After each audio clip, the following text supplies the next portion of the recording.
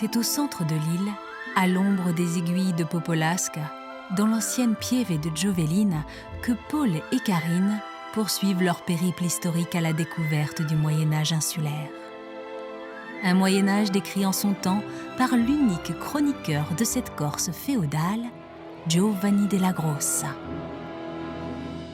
Dans cette partie de l'île aujourd'hui fort dépeuplée, où les cultures d'antan sont envahies de maquis, nos deux explorateurs du passé rencontrent une ancienne fortification médiévale, la Torre di Monte Albano, qui autrefois appartenait au réseau défensif d'un des grands fiefs de la région. Une seigneurie qui fut abattue au temps des guerres entre les Génois et les seigneurs insulaires. Car cette histoire de Corse, que nous conte Giovanni della Grossa, est avant tout une histoire de batailles et de luttes incessantes, où l'ambition des chefs insulaires plongeait sans cesse le pays tout entier dans les affres de la guerre, la ruine et les famines.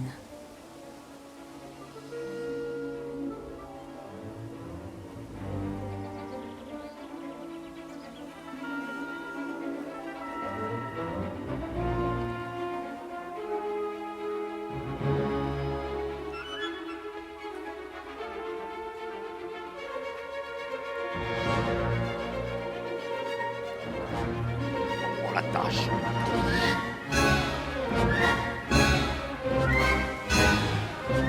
Tu t'es mis à écrire? Oui. Je suis en train de relater, en fait, notre aventure, ou du moins, tous les monuments du Moyen-Âge que nous avons découverts. Tu parles en bien de Giovanni della Grossa, j'espère. J'essaie de rester neutre, enfin objectif, hein, du moins, je m'en tiens aux faits. Et là, en fait, je suis en train de rédiger surtout l'époque où Giovanni della Grossa est tout jeune et qui se met au service de Vicente Hill, où il va étudier en fait toutes les archives et bien sûr de se mettre à fond dans les récits des chroniqueurs anciens afin de rédiger l'histoire de la Corse du Moyen-Âge. Mais il ne faut pas oublier de préciser que c'est l'initiative de Vicentello d'Istria. Mais oui, en fait, Vicente, lui, voulait relier son nom à des seigneurs prestigieux. Et bien entendu, si le seigneur était proche de l'empereur, là, c'était mieux. Parce qu'en même temps, ça pouvait légitimer son pouvoir sur le reste des seigneurs de l'île. Et Giovanni della Grossa n'a pas eu du mal à le relier à Giudice de Cinarca, grand seigneur pisan qui descend tout droit de Ugo Colone. Ugo Colone, grand chevalier du Saint-Empire romain germanique, qui avait été envoyé en Corse au Xe siècle pour éradiquer les Maures. Mais il faudrait quand même pas oublier de mentionner que Vicentello était un seigneur sans scrupules, imbu de sa personne et rendant très mal la justice. Ouais, là, tu exagères. Hein. Tu vois, Giovanni della Grossa, il ne l'aimait pas. Pas au début, hein, parce qu'au début, ils travaillent ensemble. Giovanni della Grossa, c'est le scrivano, et il va gérer l'administration et le gouvernement de Vicente. Ce n'est que plus tard, lorsqu'il va le quitter, alors là, il va se lâcher et il va dire du mal. En bon génois, hein, et ce chroniqueur va soutenir la République de Gênes, c'est sûr. Hein, et la République de Gênes, elle veut éradiquer les seigneurs corses afin de régner en maître sur toute l'île. Enfin, c'est ça, mais bon, c'est vite dit quand même. Hein. La seule motivation de Gênes, c'était pas de régner en maître sur l'île. Faut quand même se rappeler qu'à cette époque-là, les seigneurs corses n'arrêtaient pas de faire la guerre. En fait, Gênes, si elle voulait éradiquer tous ces seigneurs, c'était tout simplement pour mettre fin à cette instabilité. C'est tout. Ouais, mais là, de toute façon, c'est moi qui ai la plume et c'est moi qui écris comme je le veux. Je ne vais pas écrire comme a écrit Giovanni, ça ne servirait à rien. Ok, je te laisse faire. Alors, par contre, la plume, j'adore. Je vais aller prendre mon livre. Viens ici, il est là ton livre, à côté. Et pourquoi il est là? Parce que j'ai étudié 2-3 bricoles.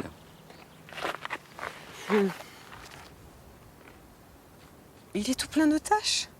Ah tiens, regarde, tu n'as qu'à te servir là, de 2-3 plumes. Alors, vais-je prendre la plume de corbeau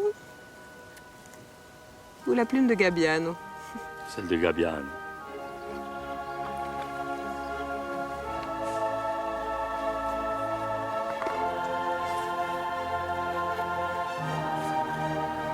Ouf, c'est pas évident. Voilà. Fais voir comment tu as fait. Non, ça c'est un ouvrage secret.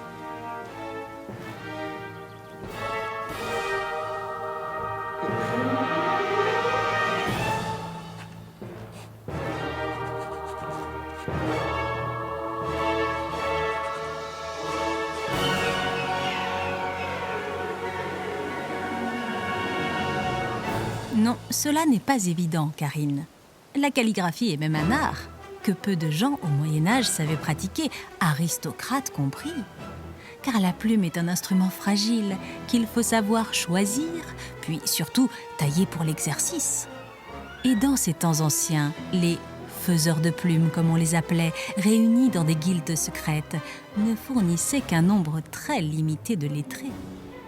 Giovanni della Grossa en était un, assurément. Et ce savoir le rendait précieux aux yeux des puissants de son temps, car la plupart des seigneurs insulaires étaient bien incapables de rédiger le moindre document. Mais il ne faut pas s'en étonner.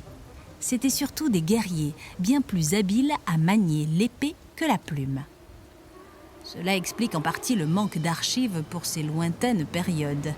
Ainsi, sans Giovanni della Grossa, l'histoire de très nombreux châteaux insulaires nous serait totalement inconnue.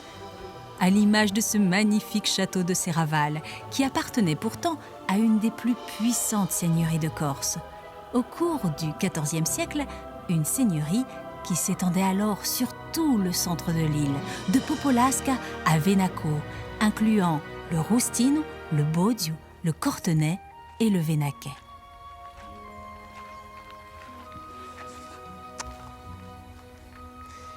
Tu sais, il faudra pas que j'oublie de noter que le château de Serravalle avait été pris par Giudice de Cinarca. Hein. Milo. Oui, tu devrais l'écrire. L'attaque extraordinaire du Castello de Serravalle, où Giudice de Cinarca a dû s'illustrer et a dû faire un acte de bravoure en prenant cette fortification. Ça, oui. Mais il y a une question qui me turlupine, qui me trotte dans la tête, c'est que le seigneur Giudice, il était paysan. Oui, mais il était en guerre contre les Génois. Alors, quelle mouche l'aurait piqué pour décider d'aller attaquer ce château? Ce château, c'était le fief des Amondasques. C'était une famille très puissante du nord de l'île. Seulement un jour, ils ont commis la grave erreur de déclarer la guerre aux Pisans. Faute. Ça, c'est certain. Et donc, Giudice de Cinarca est venu et il a toqué à leur porte. Coucou! Ouais, coucou, toqué à coups de carreaux d'arbalète. Et avec les trébuchets, à l'assaut! Venez, mes compagnons! Ah, il est à moi! Là, tu pourrais bien illustrer Giovanni della Grossa. Que des livres, les livres, les livres, les livres. Ah, lui, c'est sûr qu'il n'aurait pas fait un siège, hein?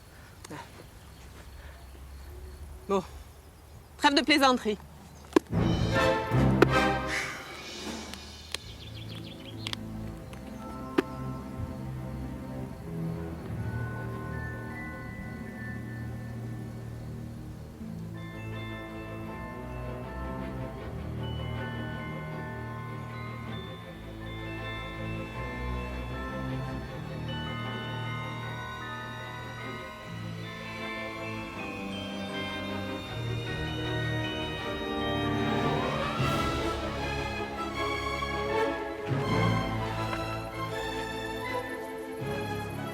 J'adore les châteaux en ruine.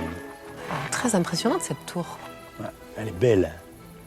C'est que ce château, enfin, la position de ce château, elle est stratégique parce que de là, tu domines toute la vallée du Golo. Et d'ailleurs, au Castello, il porte bien son nom, Serravalle. Il ferme la vallée. Alors, dans un premier temps, eh ben, ce château était implanté ici. Ensuite, il a été détruit en 1357 lors des révoltes corses. C'est mené par le légendaire Sambuguccio d'Alande. Et ensuite, il a été reconstruit au XVIe siècle par les Génois du fait de sa position stratégique. Alors, il y a des archéologues qui ont étudié cette fortification et ils attestent qu'il y aurait eu plusieurs phases de construction. La première, un château de taille modeste, ne dépassant pas les 4 mètres de haut, 4 mètres de muraille. Et ensuite, il a été reconstruit d'une autre manière, en élargissant en fait la structure, du fait que les engins de guerre évoluent. On passe du trébuchet de bois à la bombarde. Alors, pour se protéger, ils rehaussent les murailles de 7 mètres de haut. Et ici, on a une vue imprenable. On pourrait même voir se déplacer des petites escouades de soldats. Tu sais, tu parlais de cette révolte de 1357. Ça, c'était un épisode vraiment très important pour le Moyen-Âge insulaire parce qu'il marquait un tournant. Ouais. D'ailleurs, c'est bien écrit là. Giovanni nous dit que le peuple en avait vraiment assez des agissements de tous ces seigneurs qui n'arrêtaient pas de faire la guerre. En fait, le peuple aspirait tout simplement à plus de paix et de justice. Et c'est ce sentiment noble qui a porté la révolte. Tous les Corses, en fait, se sont réunis, ont formé des bataillons, se sont armés et sont allés attaquer tous les châteaux de l'île les uns après les autres. Ouais. Ils ont quand même détruit pas mal de murailles. Et en plus, c'est que les Génois, eux, ils en avaient un peu marre, en fait, de toutes ces guerres intestines entre seigneurs. Et ils ont été malins. Qu'est-ce qu'ils ont fait? Ils ont un petit peu poussé le peuple à la révolte pour, en fait, supprimer ces lignées de seigneurs turbulents. Ouais, c'est un éternel recommencement. Mais après 1357, en fait, la peine a duré qu'un très court moment, puisque tous les seigneurs corses, ils avaient eu le temps de fuir la révolte. Et lorsque c'était terminé, ils sont revenus sur leur terre et ils ont recommencé toute leur guéguerre. Et c'est pour ça que le père de Vicente Lodistria avait fui en Aragon. Et en 1420, la Corse est de nouveau à feu et à sang. Ouais, mais le problème, c'est que les Génois ne possèdent pas une grande armée, en fait, pour dominer toute l'île. Et qu'est-ce qu'ils vont faire? Ils ont des petites garnisons. Il y a 2 cités, Bonifacio et Calvi. Et là, ils vont céder 2 seigneurs qui vont leur prêter allégeance. Mais ce qui va se passer, c'est que quand ils vont donner le pouvoir à ce seigneur, une fois le pouvoir acquis, ce seigneur-là va se révolter contre les Génois. D'ailleurs, la seule seigneurie qui était... Rapproche-toi, j'entends pas bien. Là. Je disais que la seule seigneurie qui est restée fidèle à Gênes, c'est la seigneurie des Damars, la seigneurie du Cap Corse. Mais viens, je n'entends pas. Donc celle du Cap Corse, et c'est là que s'était réfugié Giovanni della Grossa lors du siège de Bonifacio par Vicente Lodistria. Lors du siège, tu sais, à Bonifacio, oui. Vicente Lodistria, et Giovanni s'est retrouvé dans le Cap, chez les Damars. Je suis coincée là. J'ai le sac qui coince. Comment je fais? Bouge pas, je vais passer. Non, sûrement pas. Non, Polo, je peux pas reculer, regarde. Calme-toi, concentre-toi. Non, j'ai le sac qui bloque derrière. Non, regarde. Qu'est-ce que tu vas? Où tu vas? Hop. Bon, je me sens mal. Ah, ça c'est la peur du vertige, il n'y a que 7 mètres. Hein. Comment je vais faire pour tourner? Je vais en profiter Oh, punaise. pour corriger les erreurs de Giovanni. Ah non, pas le livre, hein. Oh. Polo, tu n'as pas le droit. Oh là là. Ça, Si je glisse. Polo, arrête, il y a plein d'annotations personnelles. faux.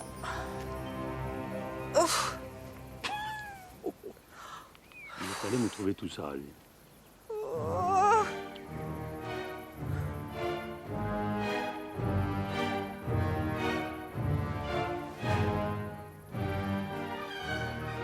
Mais quel goujat fais-tu, Paul?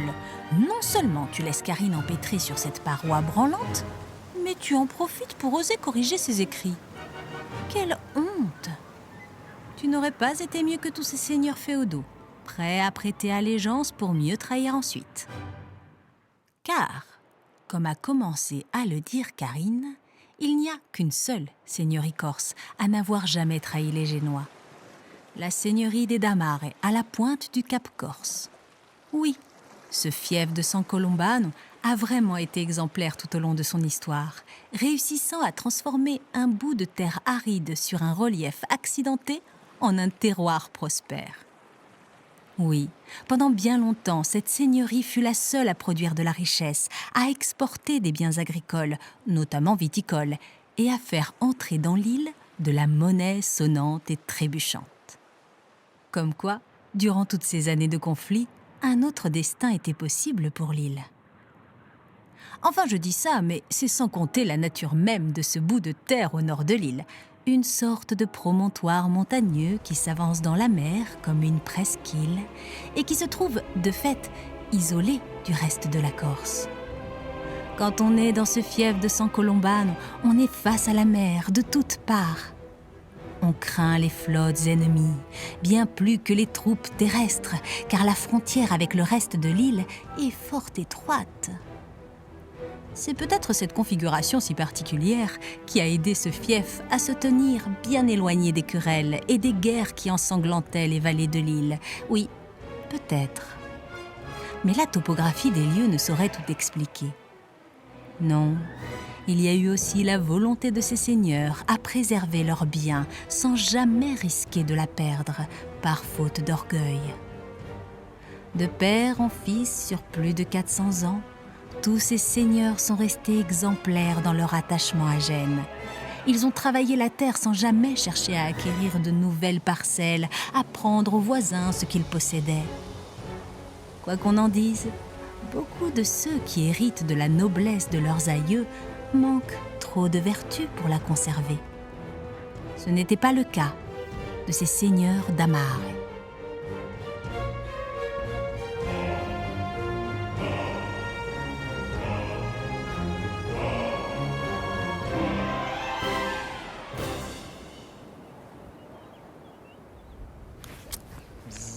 Oh, profite de la vue plutôt. Ah, Gorgone, Capraia, Isola d'Elba, tous ces îlots toscans sont à moi. Et dire que Giovanni est resté au château de San Colombano en poste pendant 4 ans. Il devait être bien là, à part le vent. Il faut bien se remémorer la scène. Giovanni della Grossa quitte un soir précipitamment le château de Cinarca en direction de Bonifacio. Il est avec sa famille et ses gens. Et là, il va tisser des liens à travers l'île. Et c'est finalement Simone d'Amare, le grand seigneur du Cap Corse, qui va lui proposer un poste de notaire ici, dans son château. Ah, Simone d'Amare, je l'avais oublié celui-ci. Hein.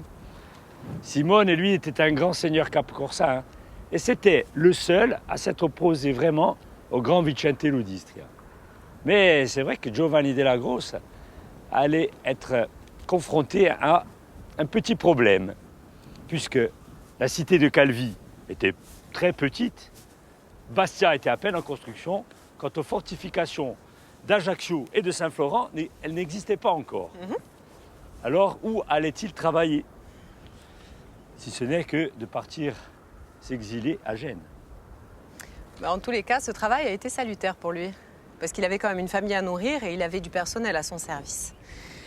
Par la suite, il a eu de cesse dans ses écrits de vanter la noblesse de cette grande famille.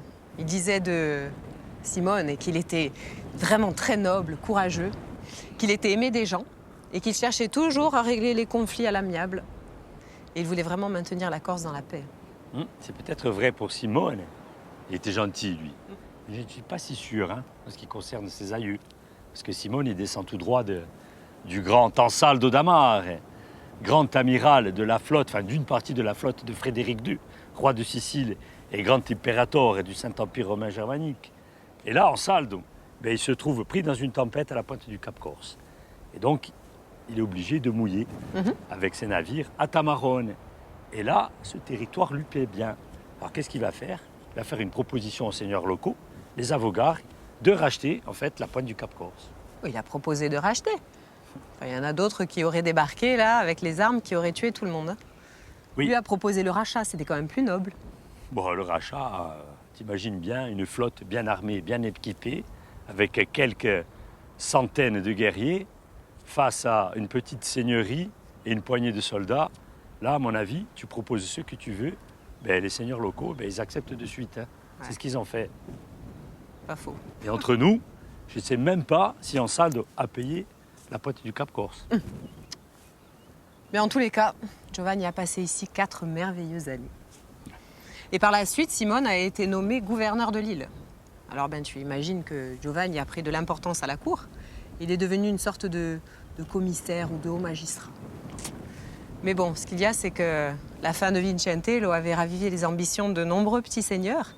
Mais ils ont vu là une opportunité d'accroître leur pouvoir sur les terres. Et du coup, ils ont comploté contre le gouverneur.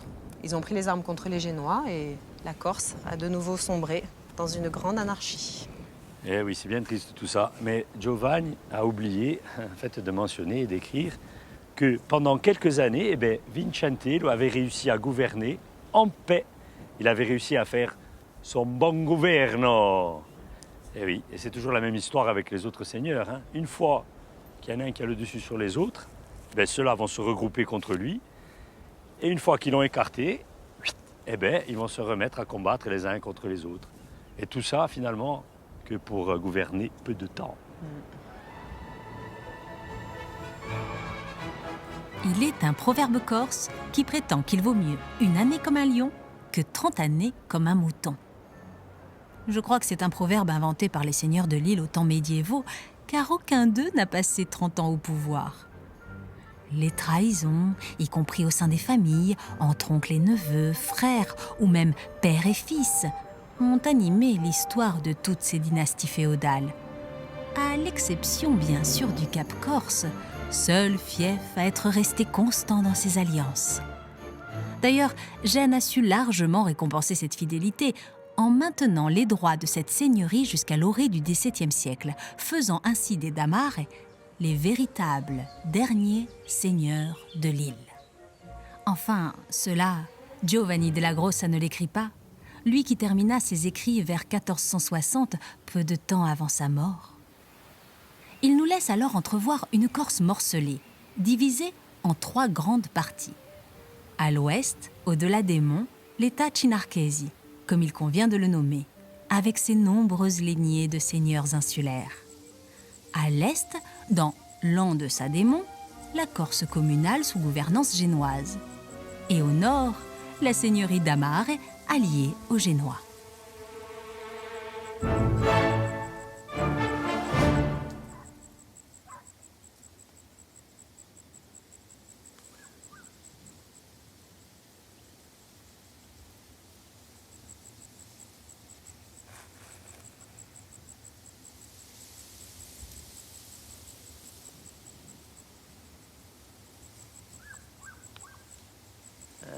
Il ne faut pas que j'oublie de noter que le pape est intervenu en personne pour mettre de l'ordre sur notre île de sauvages.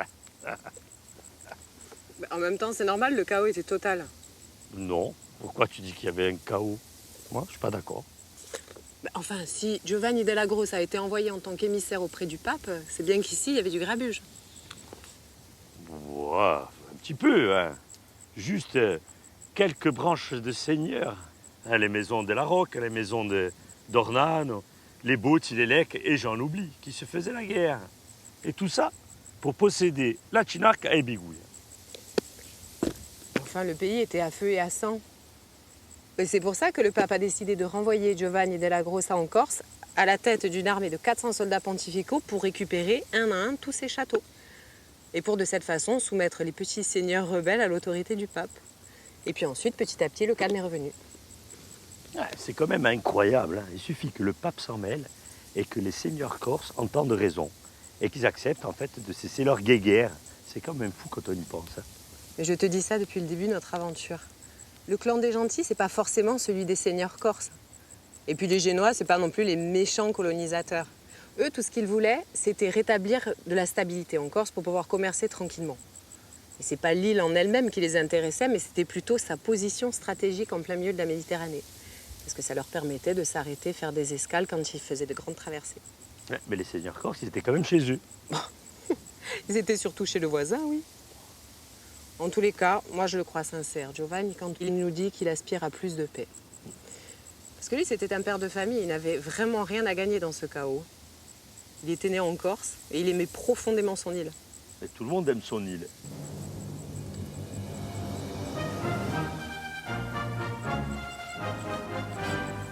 Ouais. Un petit peu d'entracte. On reprendra la lecture plus tard.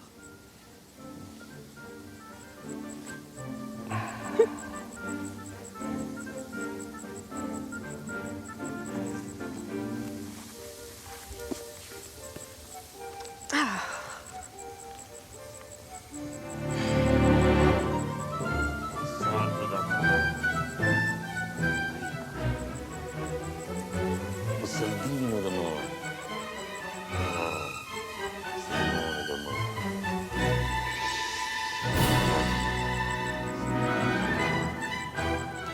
Bien sûr, Paul, tout le monde aime son île, mais pas forcément de la même manière ou pour les mêmes raisons. Il suffit de voir tous les débats que suscite l'interprétation des écrits de Giovanni della Grossa pour s'en persuader. Il y a ceux qui le pensent pro-génois et totalement partial, et ceux, à l'image de Karine, qui le pensent sincère dans ses pensées. Une chose est sûre, la Corse n'a pas connu une grande prospérité durant la période. La faute n'incombe pas aux Génois, mais bien aux chefs insulaires et à leur fou désir de sans cesse dominer leurs voisins.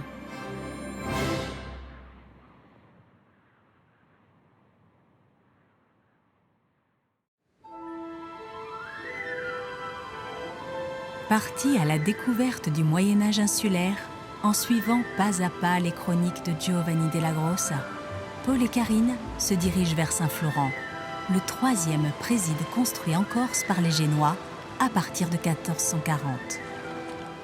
Giovanni della Grossa nous parle de ce préside, bâti pour renforcer la présence génoise sur cette côte nord de l'île, ô combien importante pour le trafic maritime entre l'Italie, la France et l'Espagne. Il y avait alors, nous dit Giovanni della Grossa, un vrai risque d'intervention aragonaise sur cette partie de l'île, d'autant que le roi d'Aragon pouvait compter sur de nombreux chefs insulaires pour défier Gênes. Ceux-là espéraient accroître leur fief grâce aux Aragonais, au détriment, bien sûr, des seigneurs qui soutenaient Gênes. Saint-Florent leur coupa vite tout espoir. Fidèles à leurs habitudes, les architectes génois édifièrent une petite forteresse constituée d'un bastion principal entouré d'une muraille, elle-même ceinturée par les habitations des colons, protégée à leur tour d'un autre rempart. Et si l'ensemble paraissait assez modeste, comparativement à la ville de Calvi ou de Bonifacio, il suffisait amplement à empêcher toute invasion terrestre. Après tout, aucun seigneur corse ne disposait de flotte suffisante pour attaquer un bourg fortifié. La construction de Saint-Florent marque en réalité une étape importante dans la politique de Gênes vis-à-vis de la Corse. Les Génois se sont rendus compte qu'ils ne peuvent prétendre posséder l'île en y ayant seulement implanté 2 cités, une au sud, une au nord. Il leur faut désormais renforcer leur présence sur les côtes insulaires, ne serait-ce que pour dissuader les autres puissances méditerranéennes de s'intéresser de trop près à la Corse.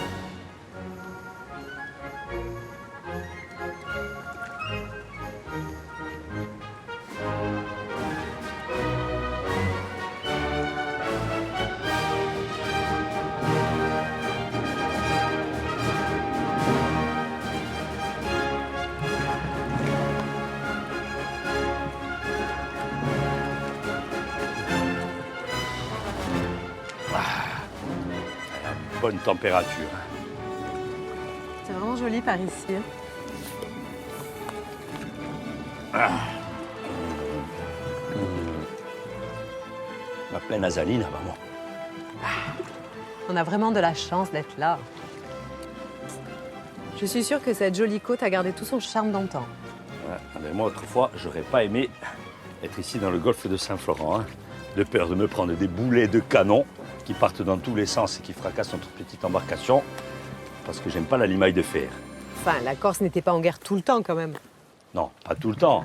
Mais il faut dire qu'à l'époque, et encore aujourd'hui, le golfe de Saint-Florent se trouve sur une des voies maritimes les plus importantes, on va dire, de Méditerranée occidentale, et qui part du nord de l'Italie, où se trouve Gênes, qui va au sud de la France, et en Espagne. Et comme c'est un endroit crucial, eh bien, on va construire ce préside. Ah, c'est sûr que si tu laissais ce golfe aux mains ennemies, ils auraient vite fait de construire une base arrière pour attaquer Calvi. Alors là, elle aurait été indéfendable. C'est vrai. Et à l'époque, et notamment en 1440, les Génois vont construire la citadelle de Saint-Florent. Et bien sûr, là, ils vont comprendre très vite que pour maintenir une véritable paix dans l'île, eh bien, il va falloir investir de l'argent et construire d'autres présides, comme par exemple la citadelle de Bastia et celle d'Ajaccio. Parce qu'à l'époque, les seigneurs locaux ne cessent de guerroyer et ne veulent surtout pas l'intervention de Gênes dans leurs affaires. Oui, et puis de toute façon, aucun des seigneurs insulaires ne s'intéressait au commerce méditerranéen. Eux, tout ce qui leur plaisait, c'était se créer des fiefs et faire la guerre. Ouais. Et puis entre nous, aucun n'était assez fort pour s'imposer sur terre. Alors imagine en mer. C'est vrai. Et à un moment donné, il faut dire que les Génois en avaient un petit peu marre de ces guerres interminables. Et là, ils vont avoir une idée fumante. Ils vont créer, dans un premier temps, une banque d'affaires. Et en 1456, cette banque d'affaires, l'Office de Saint-Georges, va venir s'installer en Corse. Donc il va y avoir des investissements qui vont être réalisés afin d'avoir une réelle politique économique en Corse. Et bien entendu, cette banque d'affaires va financer aussi des armées. Et en Corse, on va avoir des troupes permanentes afin de maintenir et plutôt d'assurer une stabilité et la sécurité. Dit comme ça, c'est pas une mince affaire. Hein. Parce que les Génois, ils n'avaient pas trop le choix. C'est que leur richesse, c'était le commerce maritime. Et donc, pour cela, il fallait qu'ils contrôlent quasiment toute l'île, afin de protéger leur richesse. Et aussi, il fallait maintenir une stabilité politique à l'intérieur. Parce qu'à l'intérieur, il y avait beaucoup de seigneurs locaux. Et les insulaires, eux, ils cherchaient à déstabiliser la République de Gênes. Et régulièrement, ils allaient chercher main forte auprès du roi d'Aragon. L'Aragon qui était à l'époque la principale rivale de Gênes. Eh bien, je suis sûre que si la Corse avait été aragonaise, ces mêmes seigneurs seraient allés chercher de l'aide du côté des Génois. Comme c'était le cas au temps des Pisans. Ouais, tu penses vraiment ça? Eh bien, c'est Giovanni qui nous raconte tout ça. Et les événements lui donnent plutôt raison, en fait. Il nous raconte que c'est le peuple corse lui-même qui a sollicité une nouvelle fois le pape pour qu'il nomme un gouverneur en Corse. Qui ne soit cette fois-ci, attention, ni génois, ni corse, histoire de rester neutre, pour régler tous ces conflits entre Gênes et les seigneurs de l'île.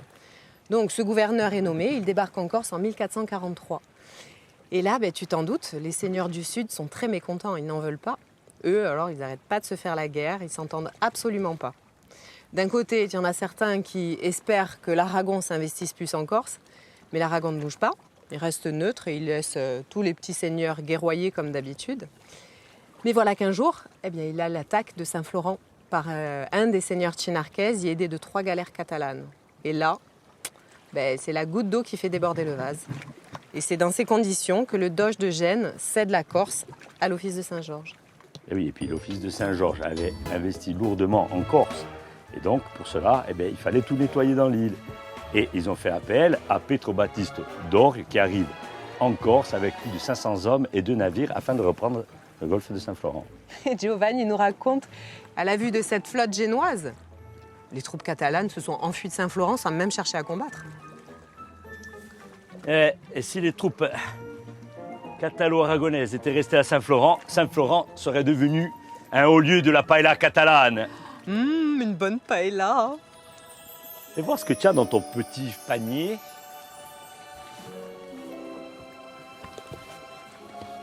Que des bonnes choses. Il n'y a que des légumes et des fruits, là. Mais alors?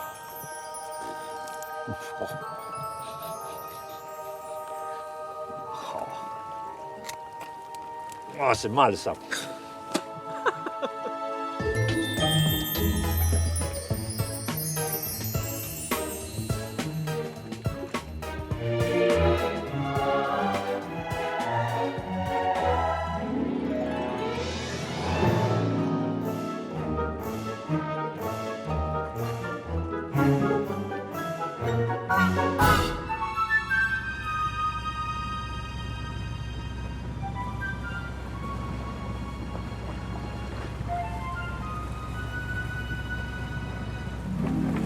Et toi, tu voulais qu'on parte en mer avec le ventre vide, hein?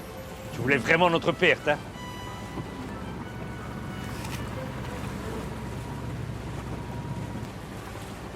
Légumes.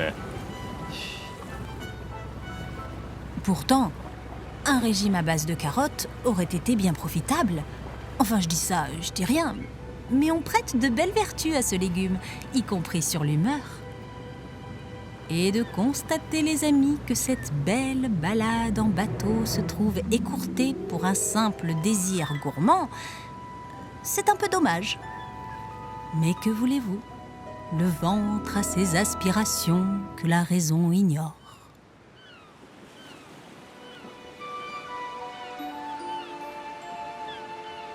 Pour en revenir au Moyen-Âge insulaire, Giovanni della Grossa nous vante totalement cette lumineuse idée de l'Office Saint-Georges. Une institution privée d'une grande droiture, la seule capable, lui semble-t-il, de contrecarrer les ambitions personnelles des uns et des autres dans l'île. L'Office Saint-Georges est une banque d'affaires elle ne peut que gérer sereinement les intérêts de ces territoires insulaires. Dès 1476, cet office Saint-Georges imagine doter l'île d'une grande ville, tout aussi belle que Bonifacio, mais bien plus grande, située au nord, en face du golfe de Gênes. Les architectes choisissent Bastia, à la base de ce cap corse allié, là où il existe une grosse tour appelée la Bastilla, sur un promontoire entre deux marines. En 4 années, ils édifièrent une magnifique citadelle, entourée de remparts et de fossés, ainsi que les prémices d'une petite ville moderne, avec ses rues droites et son plan damier. L'implantation du palais des gouverneurs en 1530 acheva le projet, faisant de Bastia la véritable capitale de la Corse, l'endroit où siègent les hauts représentants de l'administration génoise dans l'île. Bastia s'impose comme le premier véritable centre urbain de la Corse, concentrant dans ses murs une population aisée de notables et de riches marchands. La ville vit alors à la mode génoise, adoptant les us et coutumes de la belle italienne. Cette citadelle de Bastia, ma chère, a été construite aux alentours de 1480. Mais avant cela, il y avait ici une grosse tour, une bastide, d'où le nom Bastille. Évidemment. Et cette bastide servait à contrôler les marines de Toga et de Cardo. Mais les Génois, ils avaient besoin d'une place forte, importante, qui se trouve en face de Pise et de Livourne. C'est pour cela que la forteresse de Bastia s'est construite sur ce promontoire, lieu hautement stratégique. Mais à l'époque, la République de Gênes va connaître une situation financière difficile. Non seulement ça va être difficile pour les Génois dans leur capitale à Gênes, mais aussi en Corse, parce qu'ils vont avoir du mal à administrer et à contrôler toute l'île. Et là, notre grand doge, Simone Boccanegra, a une idée lumineuse. Il va ordonner la création de la première banque du monde en 1407, l'Officio di San Giorgio. Et cet office de Saint-Georges va administrer et contrôler la Corse. Cet office, c'est une banque. Et bien entendu, elle va croire au développement économique de la Corse. Et c'est la première fois qu'un organisme va s'intéresser aux ressources de la Corse, notamment aux ressources agricoles. Et bien sûr, cette banque va investir grandement, notamment aussi dans la construction de fortifications, de citadelles, construction d'aqueducs, de routes et de ponts. Et qui dit gros investissement, dit important revenu. À la base, c'était quand même une brillante idée. Oui. Mais bon, malheureusement pour les Génois, les seigneurs corses n'étaient pas du même avis. Parce que dès que Doria a quitté l'île, eh bien, tous les petits seigneurs rebelles d'au-delà des monts ont recommencé à se faire la guerre. À la différence, c'est que cette fois-ci, toutes les exactions des uns et des autres étaient très lourdement punies. Et c'est pour ça que Doria revenait très fréquemment en Corse, soit pour récupérer les terres volées, soit simplement pour rendre la justice. D'ailleurs, Giovanni della Grosse nous raconte comment le château d'Ornano a été pris par un seigneur voisin, qui était en fait un cousin du seigneur d'Ornano. Ah, la traîtrise. Et Doria est revenu avec à sa tête 200 hommes armés d'arbalètes et de bombardes. Ils ont débarqué et ils ont attaqué tous les châteaux de Cinarca qui avaient, de près ou de loin, été mêlés à cette affaire contre les d'Ornano. Et en 2 semaines, ils les avaient mis à l'état de ruine. Tous les châteaux des Bodzi, de Cilaccia, d'Orese et d'Istria. Il n'y avait plus rien. À l'époque, il ne fallait pas se frotter à l'office de San Giorgio. En même temps, il fallait les comprendre. Ils avaient investi massivement dans l'île et ils ne voulaient pas que leur investissement soit à perte, avec tous ces troubles, ces assassinats et ces trahisons. Mais justement, tu parles de trahison. Figure-toi que quelques mois après cet épisode, les Génois ont intercepté une lettre qui était destinée au roi d'Aragon. Il était dans son royaume de Naples. Et cette lettre, figure-toi qu'elle était signée Raffet de Lecque, seigneur de Lecque. Et dans cette lettre, il demandait à ce que soit rétablie l'autorité aragonaise en Corse. Et c'est pour ça qu'il demandait au roi d'Aragon de lui envoyer des troupes pour combattre contre Gênes. Quand ils ont vu ça, l'office de Saint-Georges, évidemment, il a renvoyé Doria, cette fois avec 1200 hommes. Ils ont traversé les monts, ils sont passés par Vitsavone et ils sont venus attaquer tous les châteaux de Cinarca. Entre-temps, Lecque avait grandi ses rangs puisqu'il s'était fait aider par les Sardes, qui étaient quand même du royaume d'Aragon. Et la guerre a été terrible puisqu'elle a duré quand même plus d'1 an. Mais heureusement, ils ont été aidés par les Damars, les seigneurs capcorsins, qui lui ont envoyé 1200 hommes, ce qui faisait que l'armée génoise, finalement, avait 2000 hommes. Devant cette armée, l'Aragon est parti en laissant tout seul le seigneur Chinarchesi. Oui. Et Raffé de Lecca s'est retranché dans son château à Arbory. Et là, notre implacable capitaine génois, Antonio Calvo, a capturé Raffé. L'a emprisonné, découpé en morceaux, salé comme un porc, et ses membres ont été répartis sur les 4 coins de l'île. Et sa tête plantée sur un pic au Palais des Doges à Gênes. Et je tiens à souligner l'excellent travail de notre scrivano, Giovanni Della Grosse, qui a bien sûr relaté les faits. Tout à fait. Voilà ce qui arrive aux seigneurs Chinarchesi qui ne pensent qu'à leurs intérêts et à leurs privilèges, en ne se souciant guère de l'intérêt du peuple.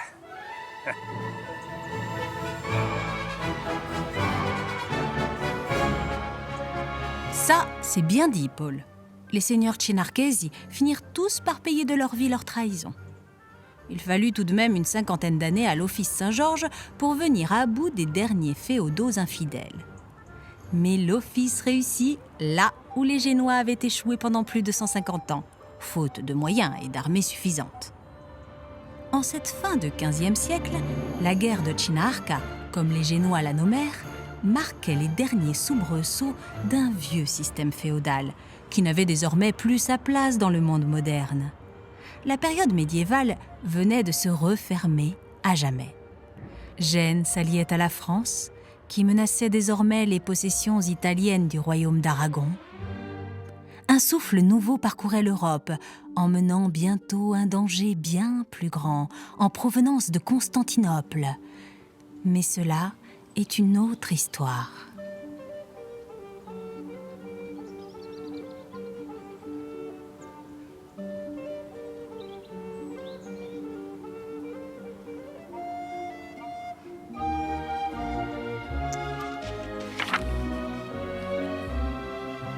C'est quand même assez compliqué, hein, toutes ces histoires de guerre et de querelles internes.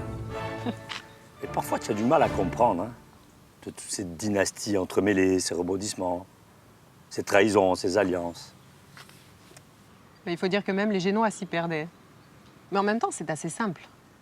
Parce qu'aucun seigneur corse n'est assez puissant pour prendre le pouvoir par les armes. Et tous se détestent et se jalousent copieusement. Et au milieu, il y a les Génois qui essayent de maintenir une sorte de cohésion parce que leur business en dépend. Oui.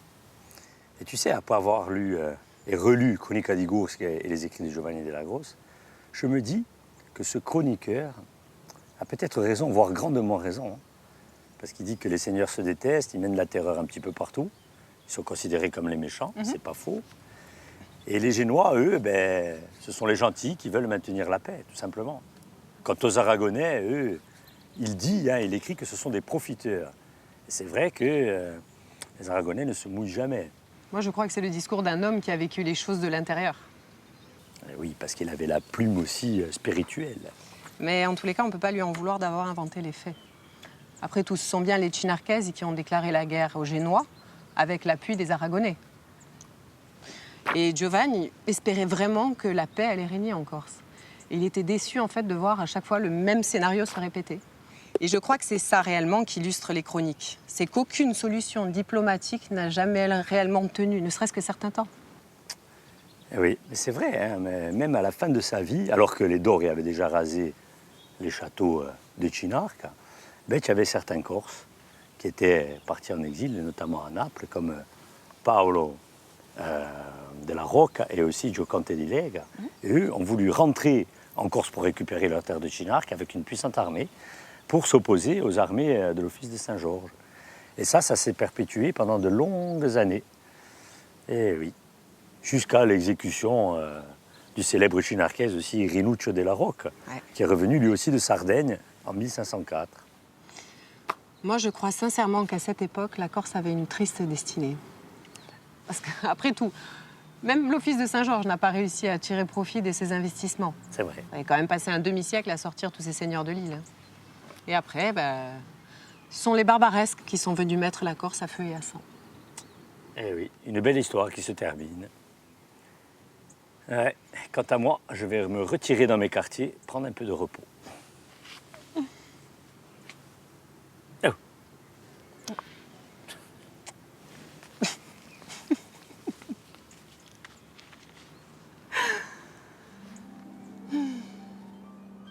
Giovanni della Grossa ne connut pas le péril ottoman, lui qui mourut vers 1468, bien avant le sac d'Otrante en 1480 qui marqua les débuts de l'expansion turque en Méditerranée occidentale.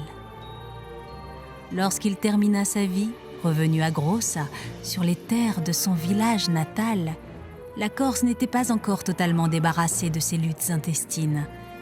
Et l'homme portait un regard plutôt noir et désabusé sur l'avenir de son île, dressant un bilan désastreux de toutes ces guerres interminables, car elles avaient maintenu la Corse dans un marasme économique effroyable.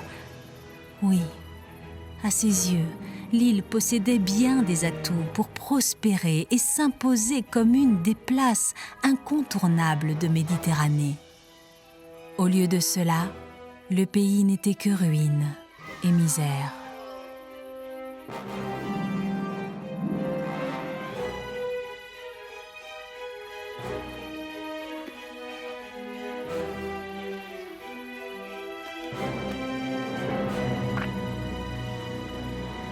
Alors, tu as finalement changé d'avis concernant cette époque médiévale dans l'île. Puis on a bien vu que Giovanni della Grossa était un homme de paix. Et que finalement les Génois, c'était pas non plus les démons que certains prétendaient. Et que c'était bel et bien souvent les seigneurs eux-mêmes qui étaient à la base de tous ces conflits. Ils n'acceptaient rien, même pas l'autorité du pape. Oui, c'est vrai que les seigneurs insulaires passaient leur temps à mettre le pays à feu et à sang. Ils n'avaient pas besoin des Génois pour ça. Ça, je le reconnais. Mais Giovanni, que j'apprécie quand même un petit peu plus qu'avant, était pour moi quand même un personnage assez mystérieux, du fait qu'il est toujours au cœur de tous les événements. Il n'en loupe pas un. Et en plus, il va se rendre au service de Vicente Ludistri, alors que Vicente vient juste d'assiéger Bonifacio. Et en plus de tout ça, il occupait auparavant des hautes fonctions administratives auprès du gouverneur génois. Et cette attitude-là, à l'époque, pouvait être considérée comme une trahison. Peut-être tout simplement que les Génois l'ont envoyé travailler chez Vicentello pour qu'ils aient quelqu'un dans la place. Je pense un petit peu à cela, mais je pense surtout que Giovanni, c'était un espion. Et puis tu sais quoi? Il y a l'épisode du pape qui me fait dire ça. Parce que Giovanni a été choisi pour aller rencontrer le pape, alors qu'il n'est ni le représentant du gouverneur et ni le représentant du doge de Gênes. Alors il se rend voir le pape, et là le pape, comme ça, ni vu ni connu, il va lui donner une armée pontificale pour combattre les seigneurs insulaires. Et tu crois vraiment que c'était alors une sorte d'espion, comme un agent secret? Et pourquoi pas? Parce qu'il est toujours là, en place, avec en fait ceux qui gouvernent le pays. Un coup, il est avec les gouverneurs génois, ensuite avec Vicente, après les Damars et ensuite le pape. Moi, je pense vraiment que c'était un espion. Ouais, bon, en tous les cas, c'était pas un simple scribouillard. Ah C'était pas seulement un notaire. Parce que bon, il rend quand même la justice, il dirige des troupes, et il est envoyé comme ambassadeur voir le pape. C'est pas un notaire qui fait tout ça. Eh non, c'était un excellent scrivano. Et il était très excellent et très apprécié de tout le monde. C'est pour cela qu'il était au centre de tout. Il était invité partout, il était aimé, discret, il passait partout. Et voilà, et comme ça, il a roulé sa bosse à l'époque médiévale. Très astucieux, ce Giovanni. Bon, en tous les cas, espion ou pas, c'est quand même quelqu'un qui a survécu à toutes les crises de son temps. Et il est mort vieux, figure-toi. À 80 ans, ici, dans son village de Grossa. 80 ans. Ouais. Alors bon, espion ou pas, je veux dire qu'il s'est quand même bien sorti. Parce que 80 ans, à l'époque, au Moyen-Âge, il fallait le faire. C'est un record. Oui. Parce qu'en fait, les autres, tous les seigneurs qu'il avait côtoyés, ils ne dépassaient pas la quarantaine. Souvent trahis et ensuite assassinés ou exécutés. Ouais. Eh bien, tu sais quoi, Vicente, ça me trouble. Et aujourd'hui, nous, on connaît le chroniqueur et peut-être qu'un jour, les historiens nous parleront de lui différemment. Tu me feras lire? Non. Et pourquoi? Et parce que c'est très romancé. Cronica di Corsica par Paul Poli en mémoire de Giovanni della Grossa. Bon, enfin, tu pourras quand même montrer les images. Non. Mais moi, je te montre toujours quand je fais quelque chose. Eh bien, moi, non. En tout cas, Paul, j'apprécie que tu aies changé d'avis concernant Giovanni della Grossa, car c'était effectivement un grand homme. Et comme tous les grands hommes, sa vie est entourée de mystères. Mais une chose est sûre, son témoignage revêt une importance capitale pour comprendre l'histoire de la Corse, car c'est celui d'un homme qui a vécu les événements de l'intérieur. Et même si parfois le propos est un peu arrangé, l'image qu'il nous livre de cette Corse médiévale est sans concession. C'est celle d'une terre dominée par des hommes qui s'accrochent désespérément à un monde révolu, refusant de faire entrer l'île dans la modernité. Assis sur leur fief, tels de vieux lions fatigués, les seigneurs insulaires aspiraient à arrêter le temps pour mieux dominer leur terre, tandis que les Génois, qui regardaient Florence, Venise, Naples, rêvaient de prospérité. Deux visions du monde s'opposaient alors, une vision passéiste et une autre tournée vers l'avenir.